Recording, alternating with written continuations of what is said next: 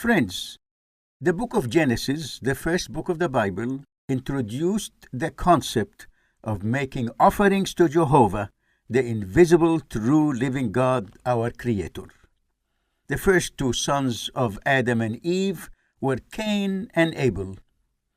They had a natural consciousness of the presence of the invisible, sovereign, and holy Creator. They sensed the need to present offerings of worship and gratitude to Him. Their offerings reflected human dependence on divine provision and care. Even then, not all offerings were acceptable to God. Abel presented his offering with the right attitude of mind and heart. Cain's rebellion and arrogant attitude were manifested by his self-centered and murderous reaction to the rejection of his offering. In contrast, the 8th chapter of the book of Genesis describes an orderly and acceptable offering by Noah after the flood. We read, "Then Noah built an altar to the Lord and took some of every clean animal and some of every clean bird and offered burnt offerings on the altar. And when the Lord smelled the pleasing aroma, the Lord said in his heart, I will never again curse the ground because of man, for the intention of man's heart is evil from his youth. Neither will I ever again strike down every living creature as I have done.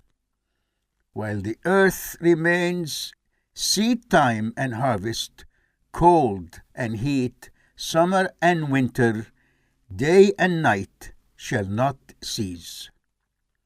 Friends, these words tell us more than a description of Noah's offering of clean animals and birds. They assure us of God's goodness and mercy towards our rebellious human race. The Lord announced, I will never again curse the ground because of man, for the intention of man's heart is evil from his youth. Neither will I ever again strike down every living creature as I have done. Later, we read of God's promise to preserve and save our sinful humanity from total self-destruction. The ever-recurring rainbow sign provides assurance of God's faithfulness to his saving promise. Still, the corruption of man's heart and mind expressed itself in the rise of false religions and the worship of false gods, imagined and shaped by the twisted and corrupted mind of sinful man. Yet God's saving, sovereign grace continued to triumph over human depravity. A remnant of faithful believers was preserved throughout the ages. They were enlightened to humbly pursue the true worship of the living God. Abraham, the father of all believers, had to realize that offering even his miraculously conceived son would not atone for sin.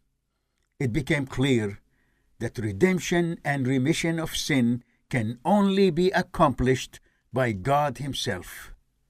The Bible records how the Lord himself gradually revealed his wonderfully gracious plan to provide the real acceptable means for forgiveness of sin. Through his faithful servant Moses, he revealed the detailed ceremonial law. The entire ceremonial system of priests presenting animal sacrifices symbolized and foreshadowed God's own act through the promised Messiah. The Messiah's priestly sacrifice perfectly met the Lord's own holy and just requirement for man's redemption. The 10th chapter of the apostolic epistle to the Hebrews tells us, "And every priest stands daily at his service, offering repeatedly the same sacrifices, which can never take away sins. But when Christ, that is the Messiah, had offered for all time a single sacrifice for sins, he sat down at the right hand of God. For by a single offering he has perfected for all time those who are being sanctified. Hallelujah.